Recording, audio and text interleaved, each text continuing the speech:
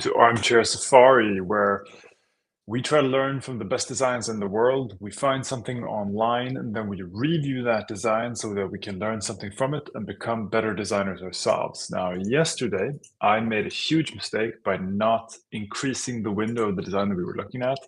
So today we're gonna make sure that we're definitely not making that mistake, and we're gonna double, triple check here. Okay, cool. I'm in the little window in the tiny box, and we have the design full screen and full center screen, whatever. Anyway, today we're going to be learning from Vaun Blu at Vaun Blu on X, and this is a very interesting thing. He's apparently learning frame of motion, and he's built this really nice inline pop-up menu. And the reason I want to learn from this is it's beautiful, of course. Like all the design we pick up here on Armchari Safari is beautiful, because why not try to learn from the good stuff? But it's also because I'm seeing this trend happening more and more in the last year or so, with this new bento grid box thing happening. A lot more menus are starting to be inline and popping out of the things that they're in. And I think this is a really good example for that. I also think this is a really good interaction pattern, because normally we struggle a little bit with this online. We're trying to find ways of pushing navigation into the screen so that the user can use it. You can actually see that on the sidebar here or in the X window. But a lot of menus should really just be contextual. Like they should be there when you need them. They shouldn't take up space when you don't need them. And I think this is a really good example for that. So, all right, let's step through this step by step. As usual, we're going to go through and look at what is good about this design, what is bad about this design, and is this good for the user? So first, let's have a look at the button here. So the button that Vaun has created has a really nice drop shadow and a really nice click effect. It's incredibly smooth. It is in fact so smooth that I suspect that this probably wouldn't look that good in real life, because it takes a little while to see. So I suspect that this might actually be a time delay effect, so it might be a little bit too heavy. Let's see if maybe not, maybe not.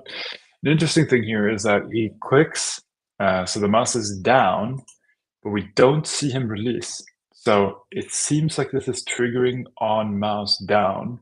So there's an animation, and then there's a slight delay, and after that, the animation of the modal popping up. Not sure if that's what's happening or not. We can't know that from just watching this, but that's what it looks like to me. It's very interesting. If that's not what's happening, if this is on tap or on click, then this button has a state. So you click it and then this happens. Now the problem with that is that if this animation is long enough, then the user can actually interrupt it, and you might end up in one of those quasi states which aren't that great. Anyway, it looks freaking amazing. I absolutely love the fact this button is so incredibly simple for what it does. It does actually, when he clicks it, the drop shadow disappears, but the button itself also shrinks a little bit. See? I love that. It's such a small effect. I mean, I'm not even sure in pixels how big that effect is. Is there even such an effect? Oh my god, I can't even see that. Is it shrinking, or am I making this up? No, it is. It is shrinking. It's just a very subtle effect. But the overall impression is so nice, because it's smooth like bounce. I love that. It's a really nice, really subtle effect. And of course, as we learned yesterday, or as we talked about several times at this point, animations are wonderful to guide the user's attention. And that's exactly what's happening here. So we're clicking the Create New button, and we're popping out an inline menu, which means that whatever app we're in now can create more than one thing.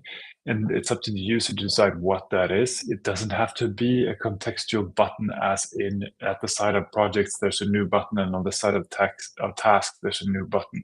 It's okay if the user is getting a little bit more complicated options, as long as those complicated options are discoverable and super easy to use, which they totally are here. When this pops up, we actually get that, like this almost old schooly folder effect by having these two layers. So one of the things we looked at, I think it was yesterday or the day before that, was a beautiful card animation that had a bottom layer and sort of a text effect or a paper effect on top of that. Go back and watch it if you didn't. I think it was yesterday.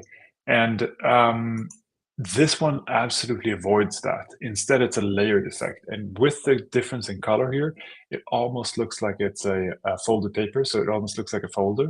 And interestingly, when you hover the main content area, it focuses so you know what you're hovering, but when you put the mouse outside of that, it shrinks down, so it becomes a part of this. So it now has a frame. This is a very strange. This is a very strange thing. I don't think I've ever seen something work this way before. With the colors and with the borders, it totally makes sense. Like from the animation, and everything. There's nothing in here that gives me a weird like disconnect. There's no inherent logic that is broken. But if I actually think about like if this was supposed to be happening in the real world, if there was a skeuomorphic effect, or if I'm looking at like layers of paper or something, none of those metaphors make sense. This is like totally digital. And yet it has an internal logic, so it makes total sense for you as the user to use. So I love that, but it only really works with the animations, right? So when you open it up, you're already hovering the content area, and when you hover these different types of things, they have a little tap box, so you can clearly see which one you're about to create, which I absolutely love. When you exit the content area, it shrinks a little bit. Weird effect, but I love it because we now have this super digital UI. Also, really like that the icons label is toned down, and even like uh, it has low opacity or zero opacity, but it's also pushed into the icon. So when you hover the icon, it expands out a little bit. Love that subtle detail. Very, very nice effect to just give the user an extra bit of information. And when you click the icon contracts a little bit to show that you're actually clicking the thing, even though it has no like shadow or anything. And then the box just contracts into the create new button again. Beautiful effect. Absolutely love this. It looks wonderful. There's so much good to say about this. Wait a minute, let me see the second bounce again. Oh no. Oh no, did my internet just crash? Oh, did it? Let's quickly check Cloudflare for speed indication. No, no, it should still be going. Then let's just refresh this, and hopefully this is fine for you guys, and I didn't just lose the stream. Yeah, totally works. So we click again, what happens? Oh, it looks around a little bit, it clicks a new project, and then it de-expands. Yeah, it's beautiful. It is absolutely beautiful. All right. So those were the good things. What about the bad things? What can we say about this that is bad? Well, first of all, it is a little bit bland. Depending on what UI you would be in when you're looking at this button is going to be completely neutral and very, very hard to focus on. So it's probably not going to be as eye-catchy as it needs to be the only create new button. This menu itself, I don't have a lot of bad things to say about this. It looks really awesome. This super digital effect with a card within a card thing, it's something that a lot of people would probably oppose because in still it makes no sense, but with the animation it does. So I actually really enjoy that Vaun went to this incredibly weird place with this, because it's unusual that we see interfaces that don't have a physical metaphor. And I really enjoy to see that because I love where we're like exploring what the digital world can actually be without being limited by the skeuomorphism of the real world. So really like that.